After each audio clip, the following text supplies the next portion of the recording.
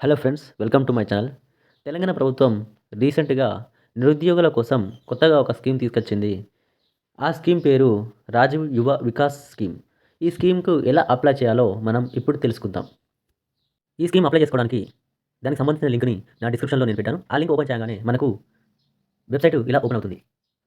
ఇలా website open అయ్యాక మీరు ఏ క్యాస్ట్ సంబంధించిన వారో ఆ క్యాస్ట్ మీద క్లిక్ చేస్తే మీకు ఇలా ఓపెన్ అవుతుంది. లింక్ ఓపెన్ అయ్యాక ఇలా కనిపించినట్టు ఫస్ట్ మనం మన పేరుని ఎంటర్ చేయాలి. ఆధార్ కార్డ్‌లో ఎలా ఉందో అలాగా. అలాగే మన ఆధార్ నంబర్‌ను ఎంటర్ చేయాలి. ఆధార్ నంబర్ ఎంటర్ చేయగానే వెంటనే ఆహార భద్రత కార్డ్ నంబర్ ఆటోమేటిక్‌గా తీసుకుంటుంది. అలాగే బెనిఫిషరీ టైపు లబ్ధిదారుని రకం ఇండివిడ్యువల్ అని సెలెక్ట్ చేయాలి. అలాగే టైప్ ఆఫ్ ఫైనాన్షియల్ అసిస్టెంట్ ఆర్థిక సహాయక రకంని బ్యాంక్ లింక్డ్ స్కీమ్ అని సెలెక్ట్ చేయాలి. తర్వాత ఏ సెక్టార్‌కు అప్లై చేస్తున్నారో దాన్ని మనం సెలెక్ట్ చేసుకోవాలి. ఏ స్కీమ్‌లో అప్లై చేస్తున్నారో ఆ స్కీమ్ సెలెక్ట్ చేసుకోవాలి. తర్వాత గో అనే ఆప్షన్‌ని ప్రెస్ చేయాలి.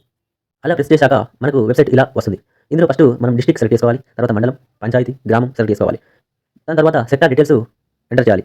మనం ఆల్రెడీ ఎంటర్ చేసిన డీటెయిల్స్ మనకు చూపిస్తుంది ఆటోమేటిక్‌గా. అండ్ మనం ఎంతవరకు ఏ యూనిట్ ఎంతవరకు మనం సబ్సిడీ అంటే అమౌంట్ తీసుకోవాలో ఆ అమౌంట్‌ను ఎంటర్ చేయాలి. ఆటోమేటిక్‌గా సబ్సిడీ అమౌంట్ ఎంత వస్తుంది, బ్యాంక్ లోన్ ఎంత కట్టాలి అనేది మన డీటెయిల్స్ ఆటోమేటిక్‌గా జనరేట్ అవుతాయి. దాని తర్వాత బ్యాంక్ బ్రాంచ్ అనేది సెలెక్ట్ చేయాలి, ఎంటర్ చేయాలి. ఆ తర్వాత ఐఎఫ్ఎస్‌సి కోడ్, తర్వాత పాన్ నంబర్ ఎంటర్ చేయాలి. దాని తర్వాత అప్లికేషన్ డీటెయిల్స్ ఎంటర్ చేయాలి. ఈ అప్లికేషన్ డీటెయిల్స్ మనం ఇంతకుముందు ఎంటర్ చేసాం కాబట్టి ఆటోమేటిక్‌గా అవి జనరేట్ అవుతాయి. దాని కింద ఫాదర్ నేమ్, ఫిజికల్లీ హ్యాండిక్యాప్టెడ్ శారీరక వికలాంగుడు అయితే యెస్ అని, లేకపోతే నో అని ఎంటర్ చేయాలి, సెలెక్ట్ చేయాలి. తర్వాత లింగం సెలెక్ట్ చేసుకోవాలి. గ్రామీణ ప్రాంతమా, పట్టణ ప్రాంతమా అనేది సెలెక్ట్ చేసుకోవాలి. క్యాస్ట్ సెలెక్ట్ చేసుకోవాలి. అలాగే మీ సేవ నుంచి తీసుకున్న క్యాస్ట్ సర్టిఫికేట్ నంబర్‌ను ఎంటర్ చేయాలి. ఎంటర్ చేశాక ఆటోమేటిక్‌గా మీ యొక్క డీటెయిల్స్ అనేవి జనరేట్ అవుతాయి. తర్వాత క్వాలిఫికేషన్ సెలెక్ట్ చేసుకోవాలి. ఆ తర్వాత ఆదాయ పత్రం అంటే మీ ఇన్‌కమ్ మీద ఏ నంబర్ అయితే ఉందో ఆ నంబర్‌ను ఎంటర్ చేయాలి. ఎంటర్ చేశాక మీ నేమ్ తీసుకుంటుంది. డేట్ ఆఫ్ బర్త్ ఎంటర్ చేయాలి. ఏజ్ ఎంటర్ చేయాలి. మీ సంవత్సర ఆదాయం ఎంటర్ చేయాలి. మొబైల్ నంబర్ ఎంటర్ చేయాలి.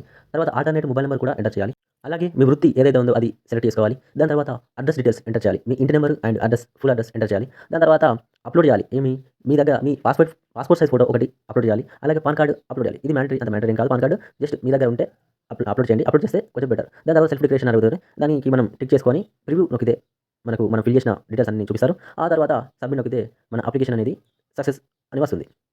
ఈ డీటెయిల్స్ అన్నీ మీరు చాలా కేర్‌ఫుల్‌గా ఎంటర్ చేయాలి. మీరు అప్లై చేయడం మీతోటి కాకపోతే మీ దగ్గరలో ఉన్న నెట్ సెంటర్‌కి వెళ్లి అప్లై చేసుకోండి. Thank you friends.